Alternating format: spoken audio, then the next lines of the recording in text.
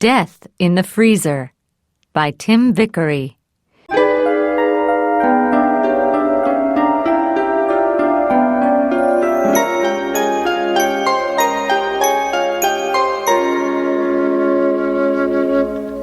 Chapter 1. Baby Al.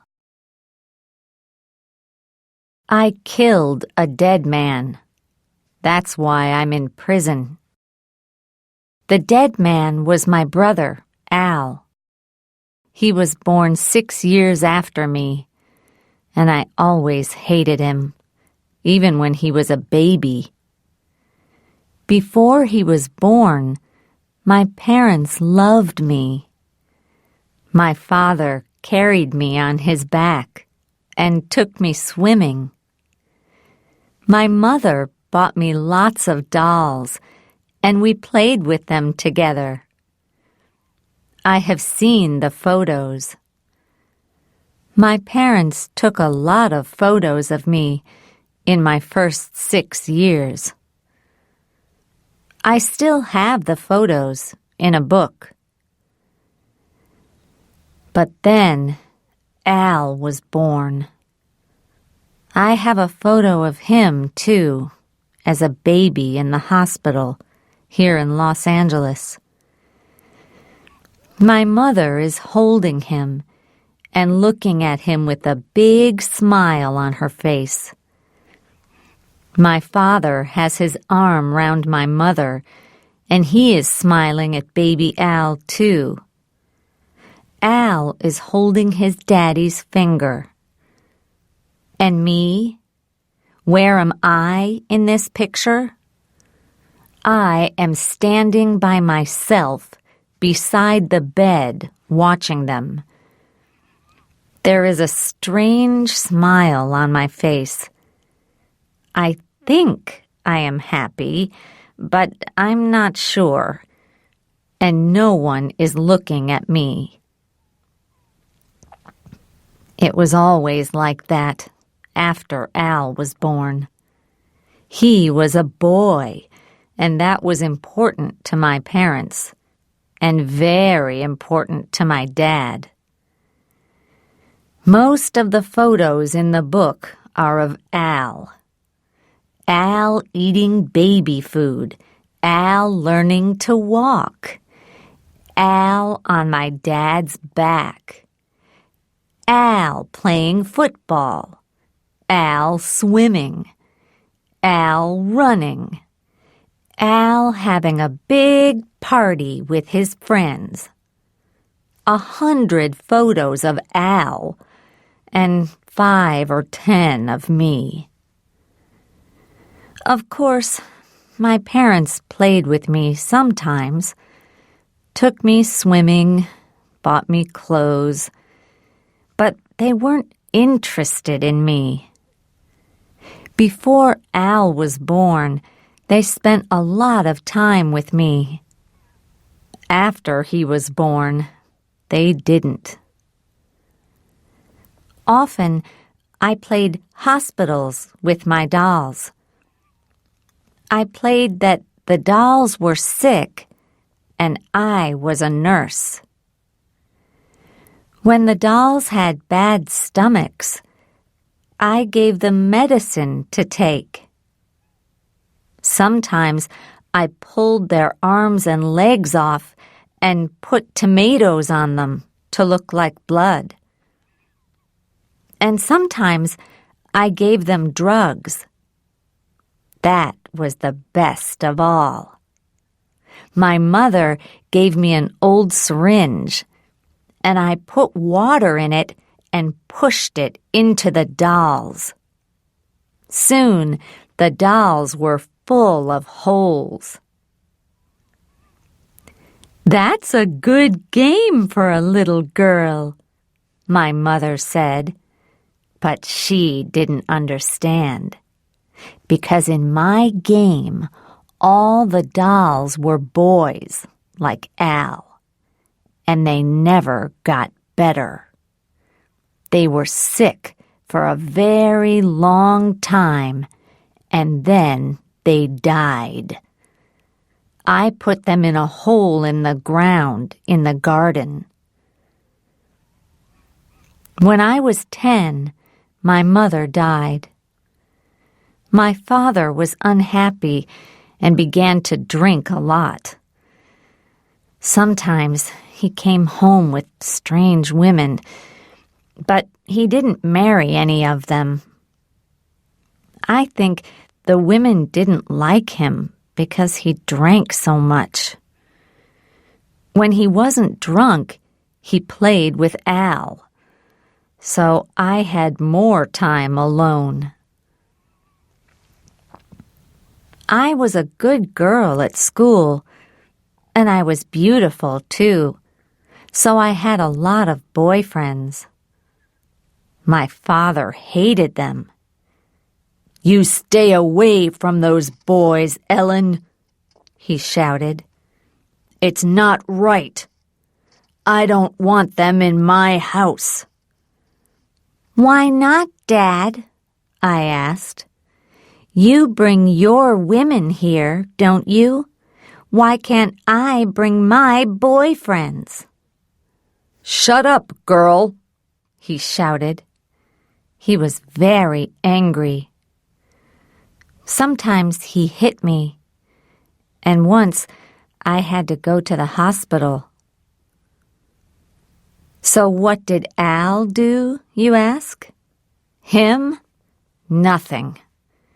He just watched and laughed and played football with Dad.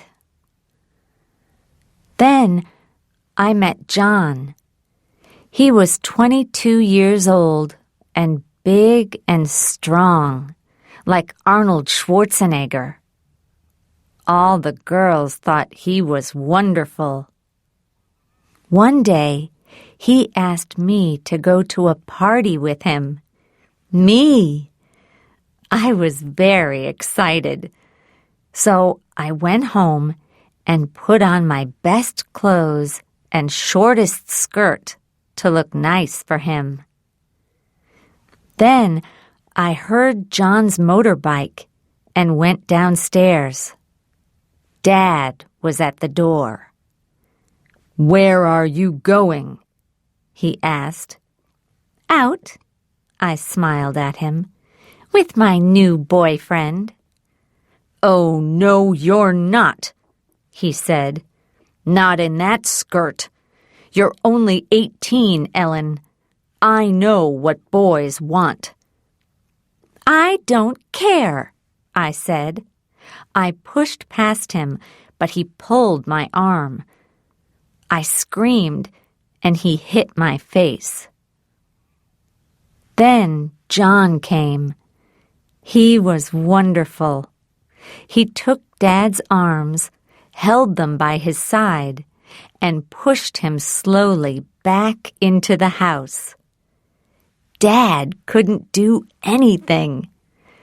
John sat him down in a chair, then walked out and put his arms round me, right there in front of the house.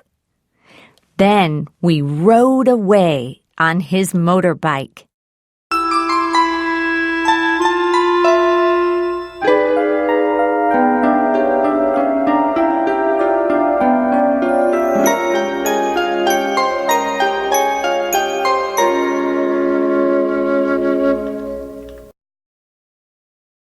Chapter 2.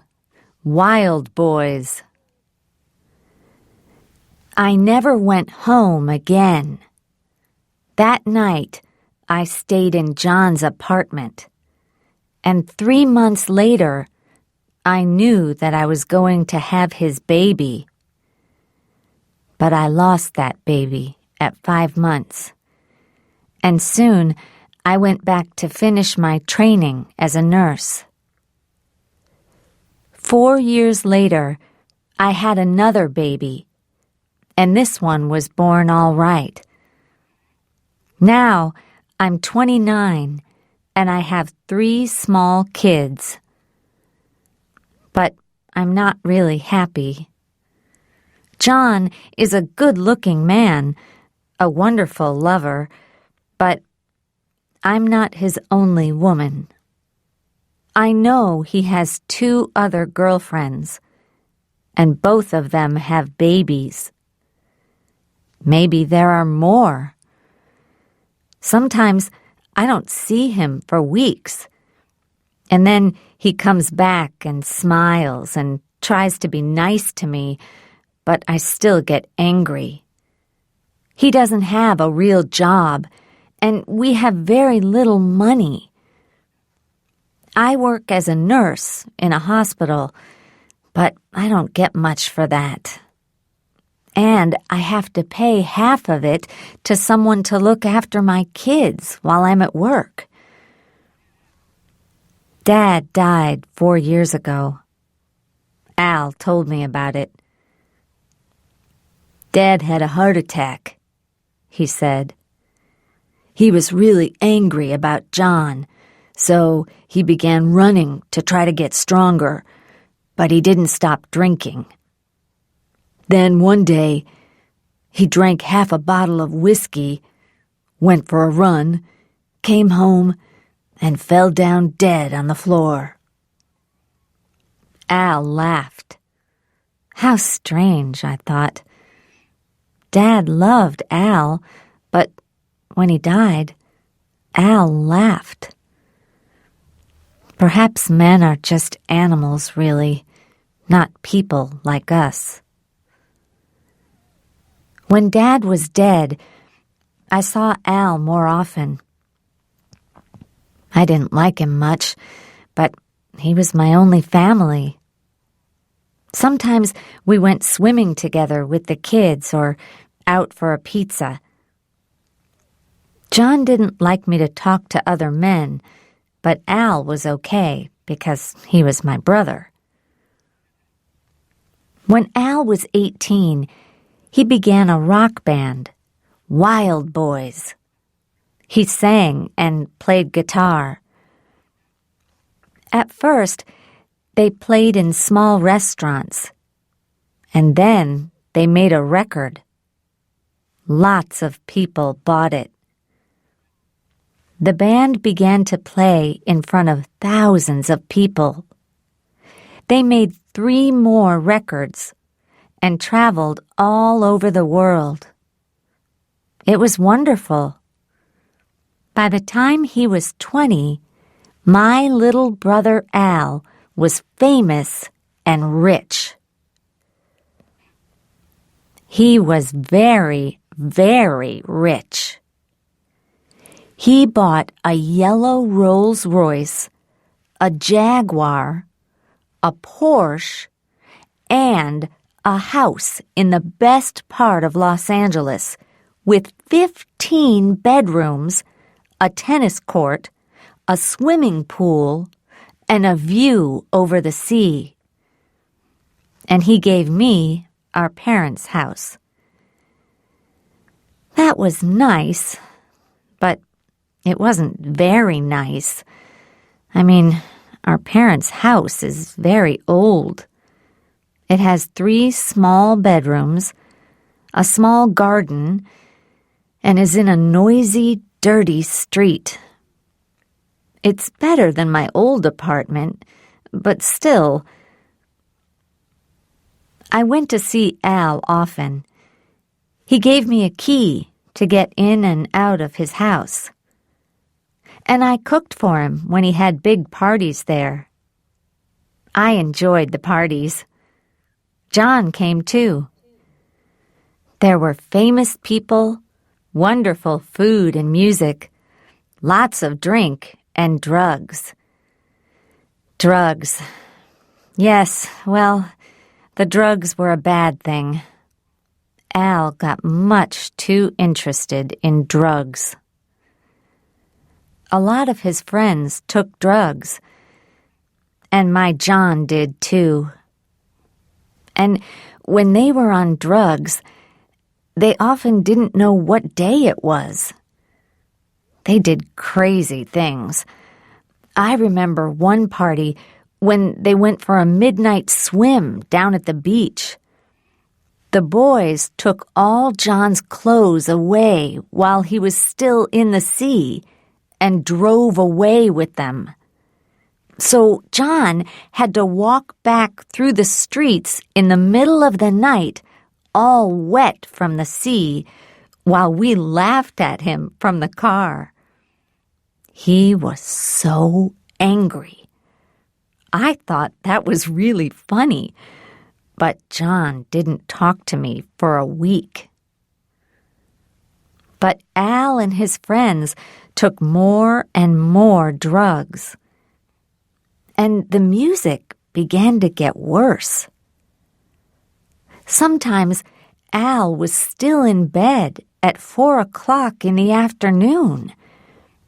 And when he did get up, he looked very sick. He was thin, his face was white, and he didn't want to eat anything. He asked me to help him.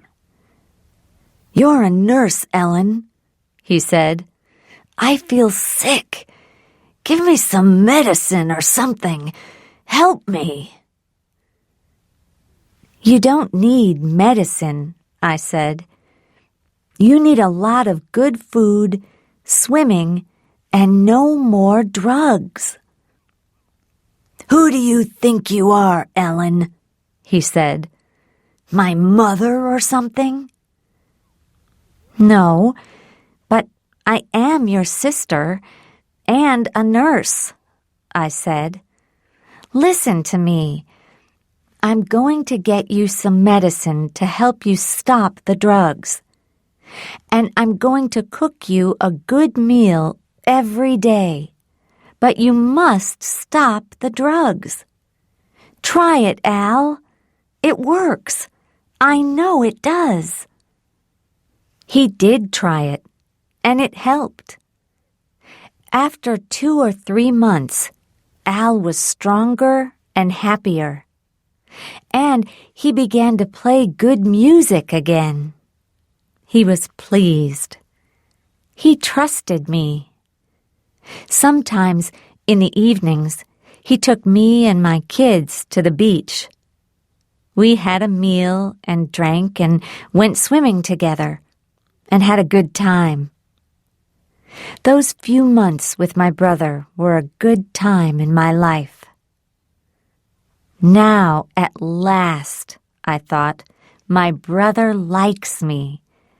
He's happy and healthy because of me.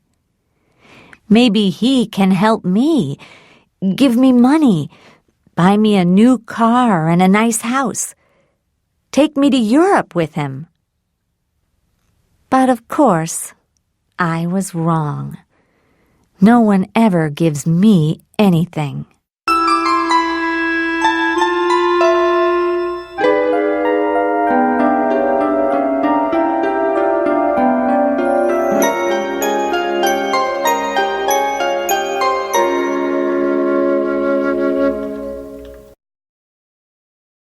Chapter 3.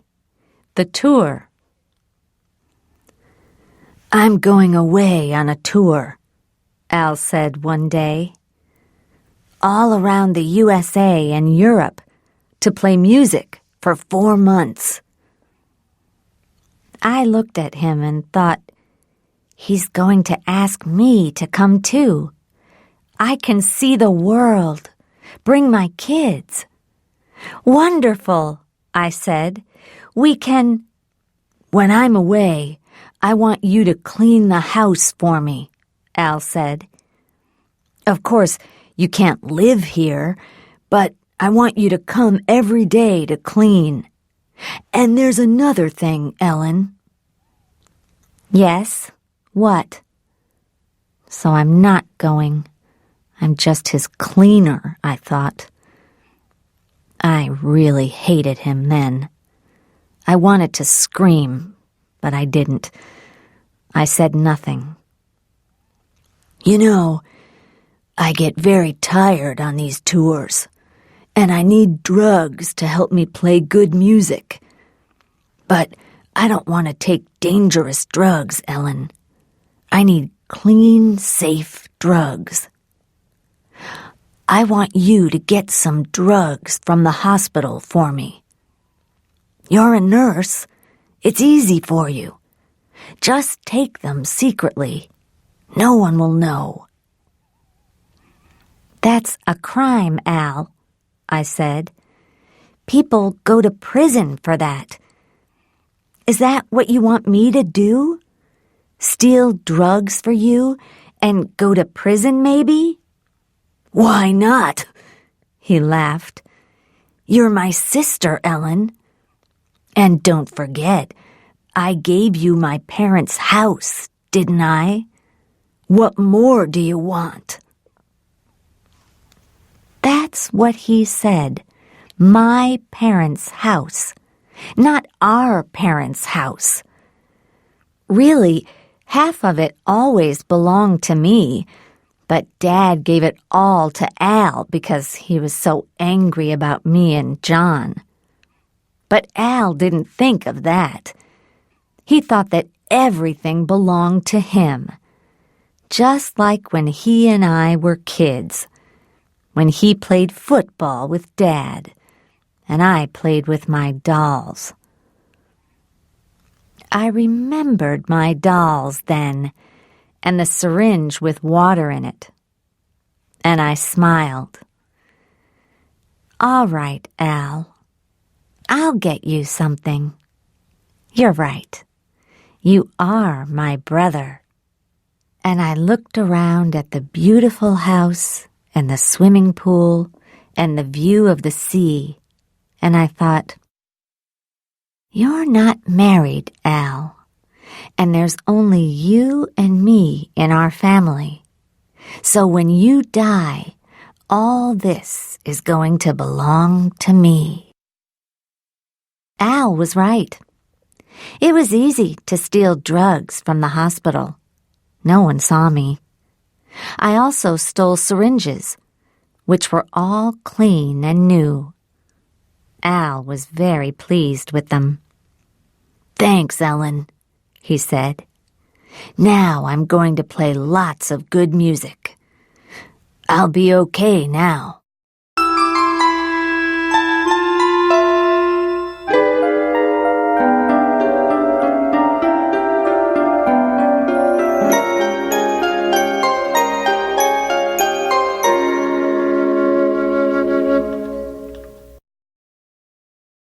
Chapter 4. The Futures. He went away for 4 months, and I cleaned his beautiful big house every day. But he didn't phone me once. And when he came back, he wasn't okay. He looked thin and white and sick. I tried to talk to him, but he didn't listen. I was just the cook and cleaning woman. He had a lot of new friends now, and some of these friends were very strange. I first met the Futures one night in November. There was a party at Al's house, and when I went there after work, I saw a big black car outside.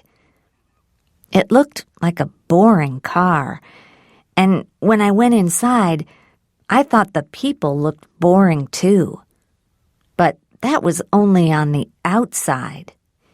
Inside, they were as dangerous as wild animals.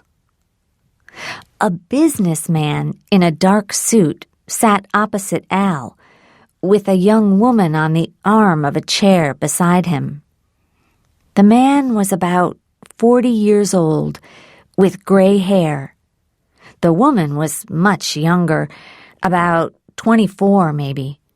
She had long black hair and was wearing a blue dress. At first, I thought she was the man's daughter, but then Al said, "Hi, Ellen. Meet my new friends, Dan Future and his wife Linda. We met in New Mexico."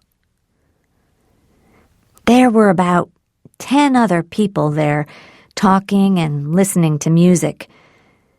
We had 1 or 2 drinks, and Al and Linda went for a swim in the pool. I sat and watched the beautiful evening sun over the sea, and Dan Future sat beside me. We watched Al's thin body when he got slowly out of the pool, and Dan said, "Life's so very short, don't you think?" "What do you mean?" I asked. He smiled. He had beautiful white teeth. "My father died last year. He was 65. That's not much, is it? 65 years of life." "Well, maybe not," I said, "but think how many times the sun has gone down in the evenings. 10 billion times, maybe. 100 billion? 100 billion evenings as beautiful as this. But my father sat and watched maybe only a few hundred of them. We only live a short time, like birds, you know." "Yes, I see," I said. I looked at him surprised. Businessmen don't usually say things like that. But then businessmen didn't usually come to Al's parties. Dan Future's hair was beautifully cut. He had an expensive watch, nice clothes. He looked strong and healthy. Why did he want to talk about death? The only sick person in this house was Al. What did Dan Future know about that? He smiled again. "We don't have to die, you know. Soon, people are going to live 150 years, maybe more. You just need to have money, that's all. I told your brother about it in New Mexico, and he was very interested. Maybe you are, too." Oh, no, I thought. The man's crazy. Do you belong to one of these new churches?" I asked. No, I'm a scientist. I can tell you all about it if you like." But he didn't, because at that minute, Al came up to me and said, "We need some more drinks and food. How about some food, Ellen? There are some hamburgers in the freezer." And so I went to get them. Al had the money, and I didn't. And I was a woman, so I got the drinks and cooked. And about 10 o'clock I went home. And I didn't learn any more about Dan Future and his crazy ideas. Not then. But I learned a lot about them 2 weeks later.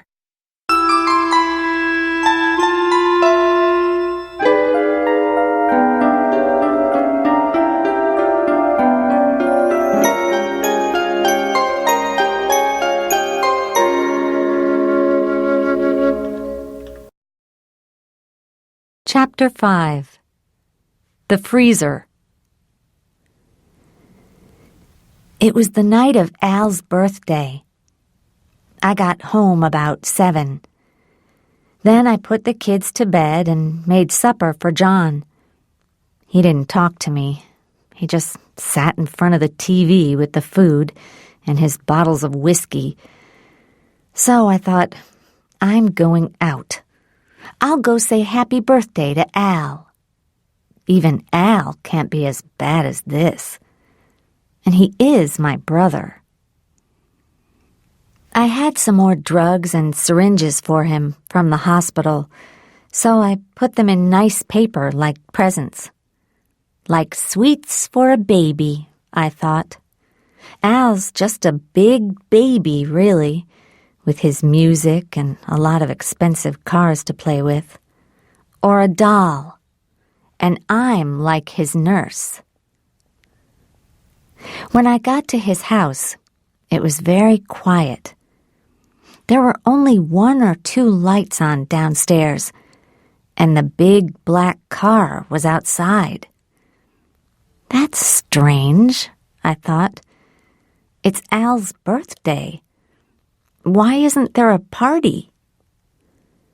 I got out of my car and walked to the door. It was open. There was soft music in the big living room, but no lights were on.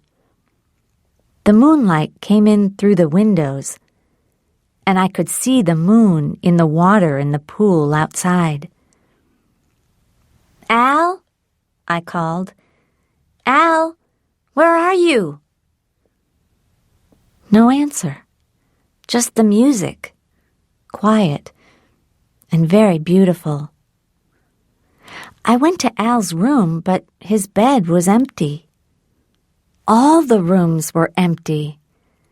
I came back to the living room, opened the door to the moonlit garden, and there, ah! I screamed and nearly fell down. Then I stood still and laughed. But nothing happened. I stopped laughing, and it was silent again. 2 people sat on the ground. They sat very still and held their hands and faces up to the moon. They didn't move or look at me. "Al?" I said. "Al, what are you doing?" But it wasn't Al. It was a man and a woman. The man's hair was silver in the moonlight, and the woman's hair was long and dark. Dan and Linda Future. They began to sing. It was a strange song, without words, and they sang for nearly 10 minutes. When they finished, I said in a loud voice, "Where is Al?" They looked at me then and got up. Both of them came to me and took my hands. "He's asleep," Dan said. "We have saved him." I took my hands away, afraid. "What do you mean?" I said. "What are you talking about?" "He was very sick," Dan said. "He had AIDS. You knew that, didn't you?" For a minute, I couldn't speak. I was afraid. I said, "No, of course I didn't. When did he get it?" "Who knows?" Dan said. "On tour, I think. He took drugs, didn't he? No one can cure AIDS. Not yet.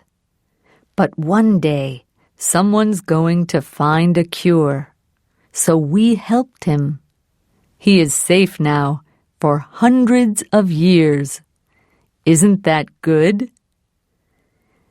Linda took my hand again. "Come with me," she said. "Let's go and look." "But where?" "Don't be afraid. It's all right." She smiled. I saw her beautiful white teeth in the moonlight. Then she took me, like a child, into the house, through the living room, and down into the music room. The music room was in the ground under the house. Al liked to play very loud music all night, so he built the room down there to be quiet. It was a big room with one small window high up. It was never hot in the summer, nor cold in the winter. But now it was different. In the middle of the room, there was a big glass case. A cold blue light came from inside it. There was the noise of something large and quiet, like a big freezer. And inside the glass case, there was a body. Al's body. My brother. The body was lying on a bed of ice inside the case, with its head higher than its feet. It wore silver clothes, and its face was blue. "Oh, no! What's happened?" I said. "It's all right, Ellen," Linda Future said. "He isn't dead." "Not dead?" I said. "But he's frozen. He took a sleeping drug, and then we froze him. It is very, very cold in there. Minus 196 degrees Celsius. Nothing happens to bodies as cold as that. Nothing changes for hundreds of years, thousands of years maybe. That's what's going to happen to Al.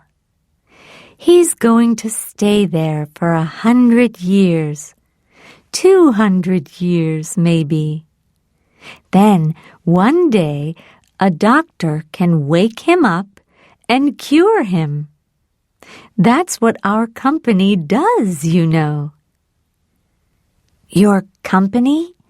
I said. "What do you mean?" "I'm sorry. Didn't Al tell you?" Dan Future said.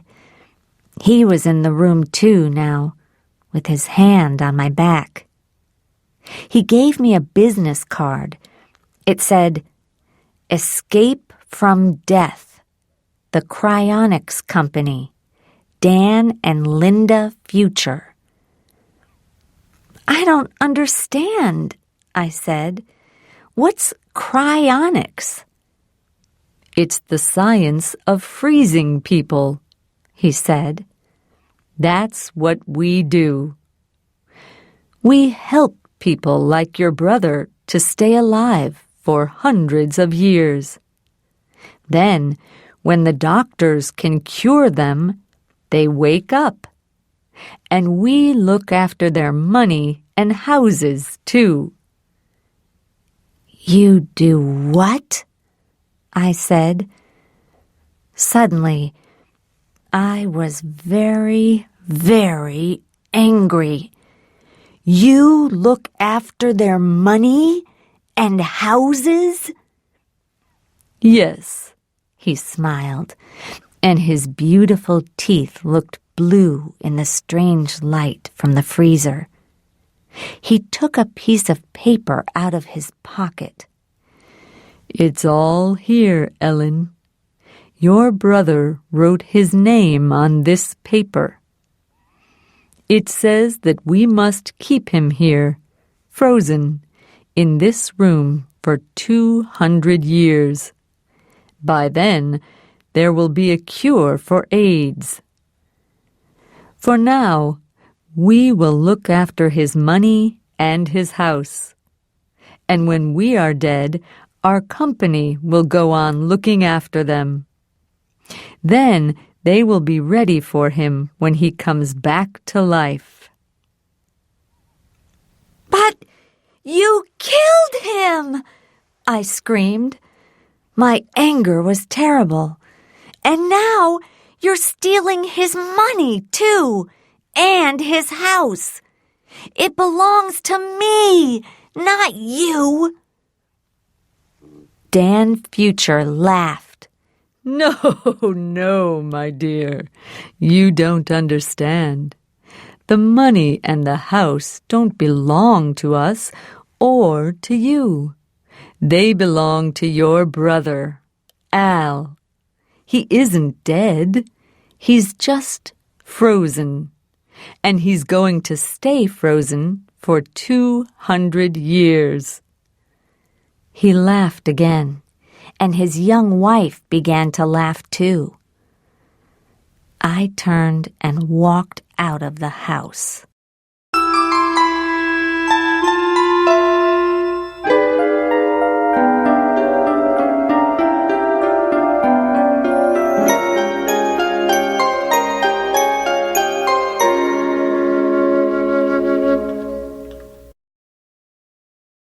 Chapter 6. The Key. Next day, the Futures sent me all the papers with Al's name on. I showed them to John. "You need a lawyer," he said. "These people are criminals." So I got a lawyer, but it didn't help. You need money for a good lawyer, and I had nothing. I went to the nearest lawyer's office, but the lawyer was unfriendly and unhelpful. "It costs $100 for half an hour, and you pay before we talk," he told me. When I gave him the $100, he took off his watch and put it on the table in front of him. He was a small man, with not much hair and a white, tired face. His eyes were cold and gray, like stones. When I told him my story, he said, "It's not possible." "But it's true. Read this." He read the papers slowly, then smiled and looked at his watch. "Well, this is very interesting," he said. "I agree. These people are criminals. But to get the house, we have to show that your brother is dead." "So, how can we do that?" "Well, we can ask scientists to say that cryonics doesn't work, but the Futures are going to have other scientists who say it does work. So we need a doctor to look at your brother's body and say he's dead. That's a better idea." I laughed. "How can a doctor look at the body? It's frozen to minus 196 degrees Celsius. It's just a piece of ice." "Yes, well, that is difficult, Ms. Shore. I do see that." The lawyer looked at his watch again. "It's difficult, but that's what we need to do. But," he looked at the papers again, "before we begin, I have to tell you that Dan Future's lawyer is one of the best in the country. Maybe I can win, and maybe I can't.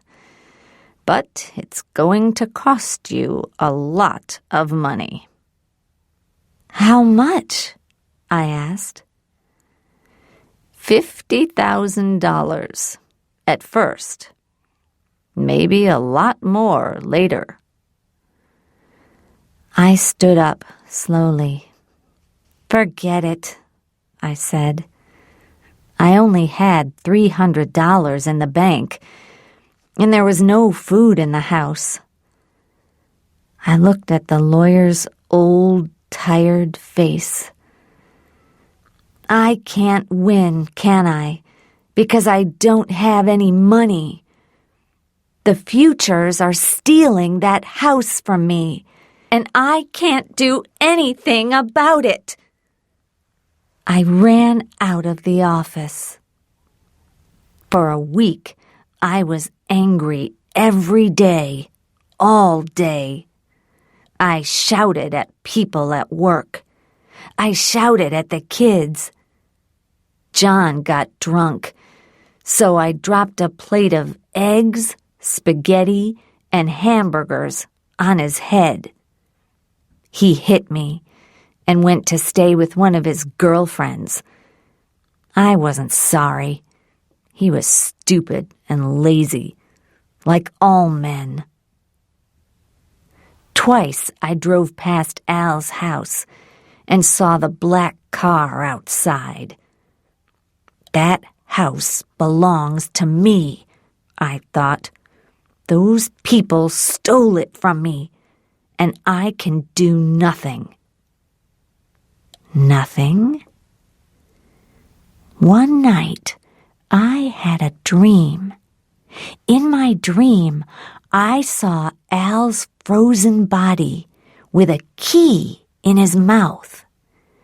The key was warm, and the ice on Al's frozen head changed to water. Then the key moved and warmed Al's body, too. Al opened his mouth, screamed, and died. At 2:00, I woke up. It was very quiet. There was moonlight in the room, and no cars were moving on the road outside. I began to think about my dream. The key! Of course! Suddenly, I had a plan. I got up, put on a black shirt and jeans, and drove to Al's house. The big black car was outside, but there were no lights on in the house.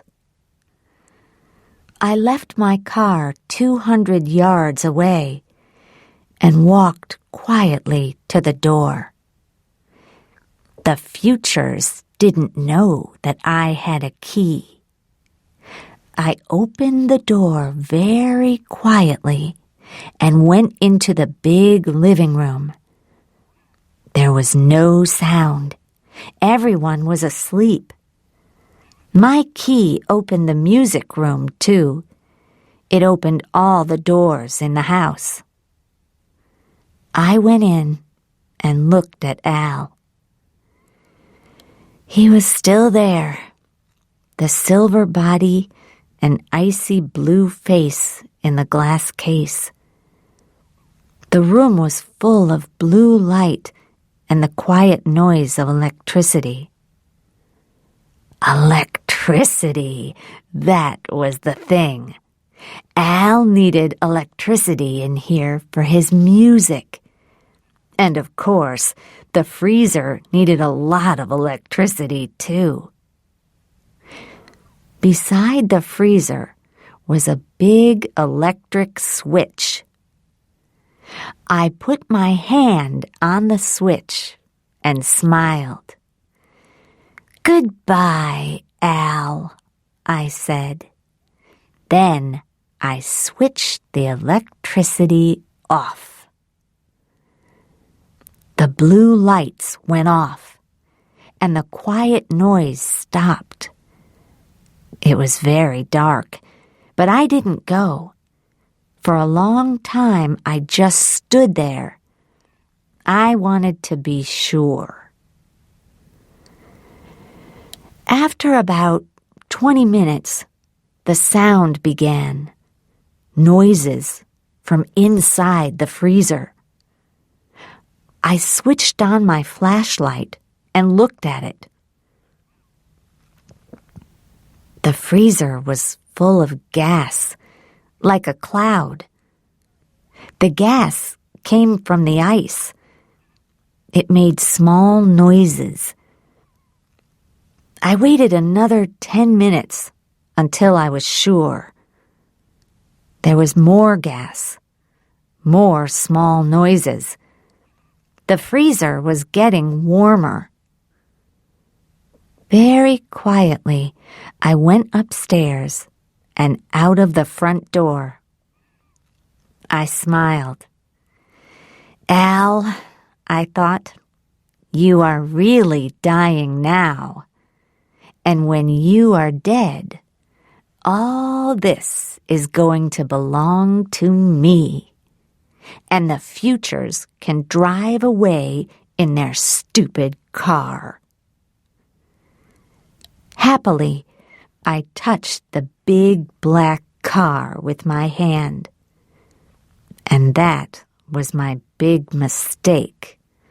Because beep, beep, beep, the car had an alarm, and it made a very loud noise. It also turned the car's lights on.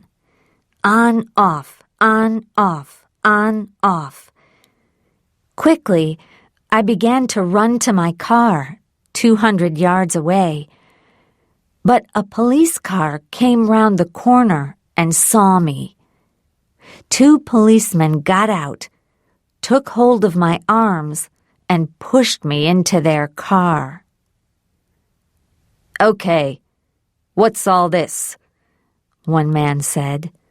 "Black clothes, 3 in the morning, car alarm. I think we've got a car thief, Pete." "Yeah." The other man touched my face with his hand. "A young woman, too. Okay, let's take her to the station."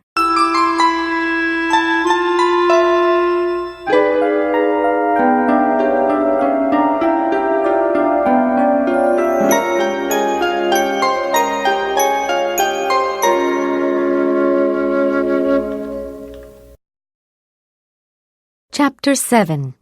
In Court. I arrived at the police station at 3:15 a.m. and said nothing. The Futures arrived at 3:45. "It was our car," Dan said. "Someone tried to steal it." "Yeah, okay, sir," a policeman answered. "We've got the woman here." Then I said, "You stole my house, so I wanted to steal your car. That's okay, isn't it?" It wasn't true, but it gave me time. While we were all talking in the police station, Al was getting warmer every minute. So we talked angrily from 4 a.m. until 5. I loved it. Then the Futures had to write their story on 3 pieces of paper for the police. So it was after 6 o'clock when they went back to the house. And I was happy because I knew they were too late. By now, I thought, Al won't be frozen. He'll just be dead. Of course, they found out. At 8 o'clock, the Futures came back, and there was a lot of trouble. "Al's dead," they shouted. "You killed him. You switched off the freezer and killed your brother." I laughed. "Of course I didn't," I said. "He was dead already. I just saved you some electricity." That's why I'm here in court today. The police called me a murderer, and all the newspapers wrote about me. And so, of course, now I have not 1, but 2 really good lawyers. The lawyers are free because I have no money, but I am famous, and they want to be on TV. And because of my expensive lawyers, the police and the Futures look really stupid. "Al Shore was dead," my lawyers say again and again. "He was already dying of AIDS. And then he took a dangerous sleeping drug. Either he took the drug himself, or the Futures gave it to him. And then the Futures put him in a freezer and froze his body to minus 196 degrees Celsius. Nobody can stay alive when they're just a piece of ice. So the Futures are the murderers, not his sister Ellen. When she switched off the freezer, he was already dead. How can anybody kill a dead man? Every day, people write about this in the newspapers and talk about it on TV. Most people think I'm right and the Futures are wrong.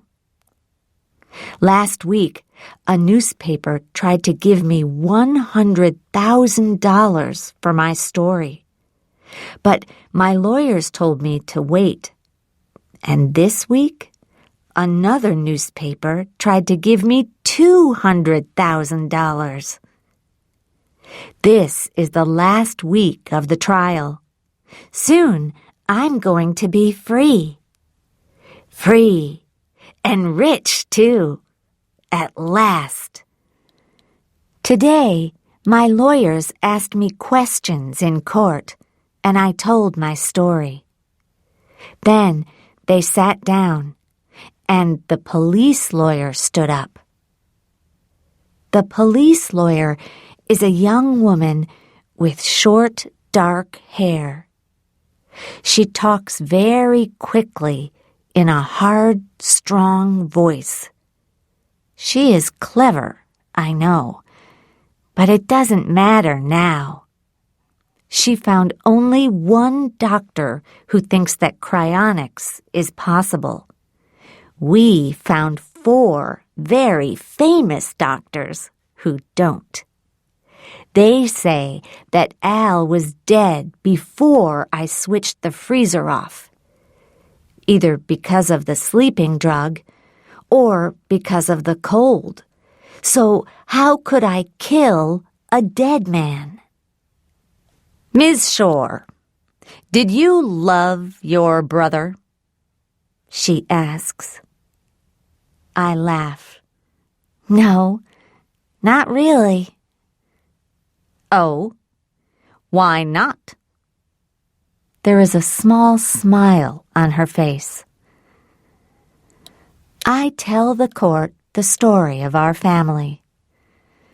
How our parents gave Al everything and me nothing.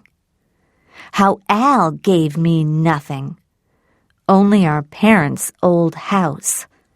How I cleaned his house for him and cooked at parties. How I helped him when he was sick, but he gave me nothing. My lawyers look unhappy, but it doesn't matter. Nothing matters now. Next week, I'm going to be free. Your brother was very sick. He had AIDS. Did you know that? I know now because Dan Future told me after Al was dead. I didn't know before. I see. But you knew that your brother was sick, and you bought medicine for him, didn't you? Yes, I did. Why didn't he go to a doctor? Because I'm a nurse and his sister. He trusted me. That's right. He trusted you, his sister. The lawyer looks at me. For a long minute, she is silent. I begin to feel cold and afraid. She takes a police bag from under her table, opens it, and slowly takes out a syringe. She holds it up in front of my face. Look at this, Ms. Shore. Have you seen it before? I don't know. Maybe. Maybe, you say, but it has your fingerprints on it, Ms. Shore. It came from the hospital, and we found it by your brother's bed with 2 other syringes. You stole them from the hospital and gave them to your brother, didn't you?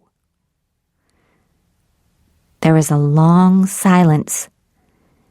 In a very small voice, I say, "All right, maybe I did." Why did you steal them? Why? To help Al, of course. To help him to play good music. He wanted clean drugs. I tell her what Al said to me. Clean drugs, you say. Do you know what was in this syringe, Ms. Shore? Clean, safe drugs. Oh, no, Ms. Shore. These drugs weren't clean or safe. These syringes also had bacteria in them. Very dangerous bacteria. Bacteria that can kill a strong, healthy person. Bacteria that will kill a person with AIDS very quickly. And perhaps a while ago, who knows, there was another syringe. A dirty syringe. Not from a hospital, but from a drug user in the streets. A syringe that gave your brother AIDS.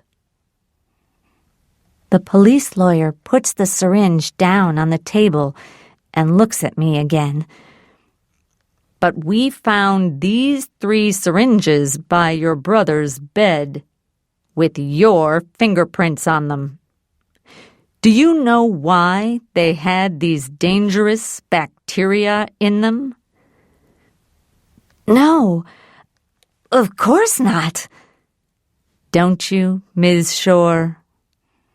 Well, that's strange, because I know why they were there. And I think everyone in this courtroom knows why they were there, too. You hated your brother, didn't you? Because he was rich and you were poor. And he gave you nothing. And you stole drugs and syringes for him because he trusted you. He trusted you, his sister, the nurse. She looks at the people in the court. A small smile on her young face. But that was your brother's big mistake, wasn't it, Ms. Shore? You wanted him to die because you wanted his money and his big house, just like the Futures.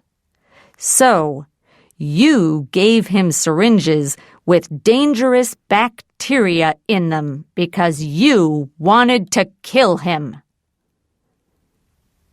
The court is very quiet now, and everyone is looking at me. But there is nothing I can say. Nothing. Because it is all true. You didn't kill your brother when you switched off the freezer, Ms. Shore. We all know that now. But you were trying to kill him. Slowly, week by week, month by month, you were trying to murder him. Dirty syringes, dirty drugs, dangerous bacteria. You wanted to give him a slow, terrible death. I think that this court will want to send you to prison for a very long time, Ellen Shore. I look around the courtroom at the faces. Hundreds of eyes are looking at me, and they all hate me. All of them. No one understands me. No one loves me. No one wants to save me. No one. I feel nothing. At first. Then I begin to feel cold, like ice. Like a body in a freezer.